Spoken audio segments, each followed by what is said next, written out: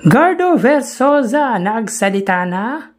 Yan ang pag-uusapan natin patungkol sa kanabibiliban, hinahangaan at pinakamahusay na punong lungsod sa buong bansa ngayong araw po. Pero bago yan mga kaparokya, kung nais nyo ang gantong uri ng content ay paki-push naman po ang subscribe button and at the same time ay paki-like and share na din po para mas lumawak pa po ang maabot ng channel natin. Maraming salamat po sa inyo mga kaparokya. And by the way, sinashoutout ko lahat po ng Filipino working abroad, mga subscribers natin na solid viewers. Kayo po ang inspirasyon ko sa mga ginagawa kong video. Again, thank you so much at sobrang na-appreciate ko po kayo mga kaparokya.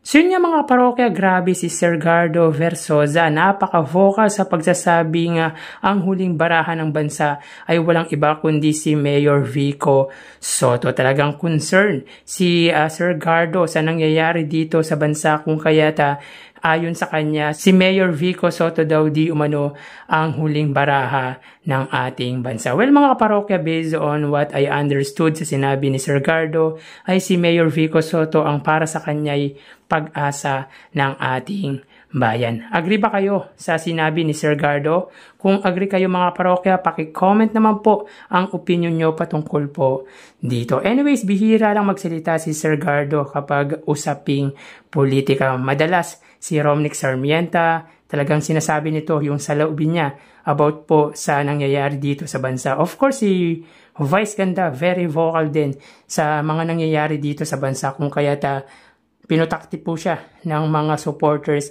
ni dating Pangulong Rodrigo Duterte. Well mga parokya, hindi rin naman po tayo agree sa ginawa ni Vice Ganda na tila pambabastos po sa dating Pangulo. Pero again, si Vice Ganda po yun at wala na po tayong magagawa kung ano po ang ugaling meron po ito. Anyways mga kaparokya, coming from Sir Gardo, ibig sabihin nito ay hanga din ito sa ginagawa ng butihing Mayor Vico Sotto. So ayon sa post nito sa kanyang Instagram account, si Mayor Vico Sotto, kapakanan ng tao talaga ang inuuna, hindi puro forma.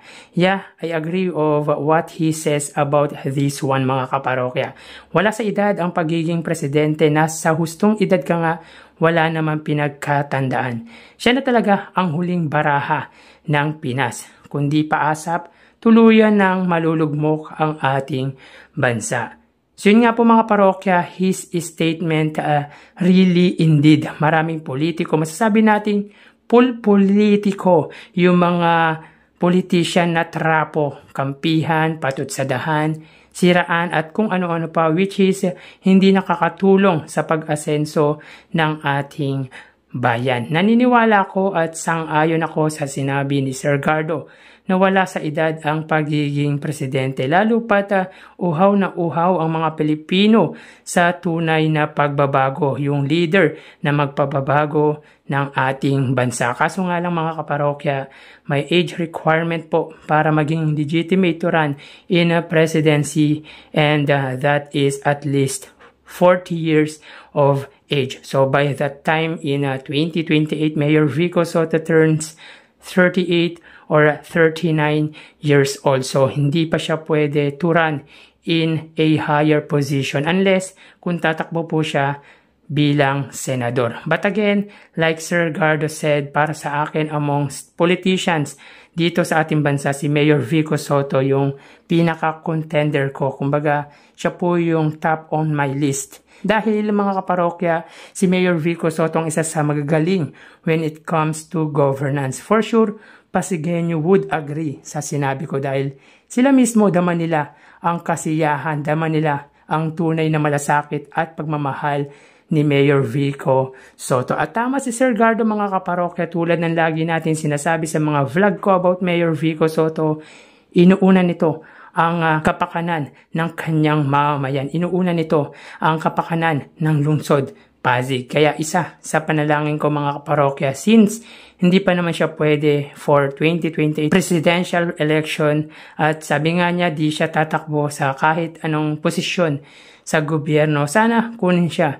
bilang cabinet member ng magiging presidente or susunod nating pangulo. Maybe DILG or DPWH dahil bata pa naman gusto niya na talaga magtrabaho sa gobyerno. Kumbaga mga parokya ay aral niya na yung gagawin pag nagtrabaho siya sa gobyerno. Pero nakakatuwa mga kaparokya dahil si Sir Gardo, he stands for Mayor Vico Soto. Sarap makabasa ng magaganda about Mayor Vico Soto. At totoo naman kasi ang sinabi nito, huling baraha ng bansa ay walang iba kundi ang butihing mayor. Kung hindi siya, sino pa?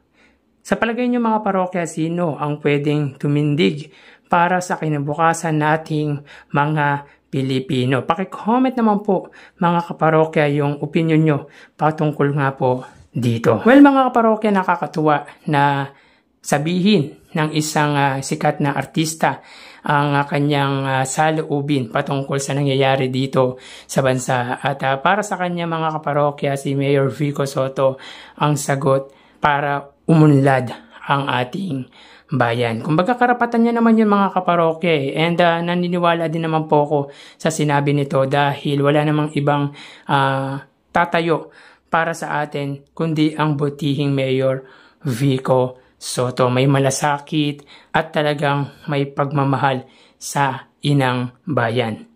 So hanggang dito na lang po tayo mga parokya. Magsiingat po tayo palagi. Thank you and God bless.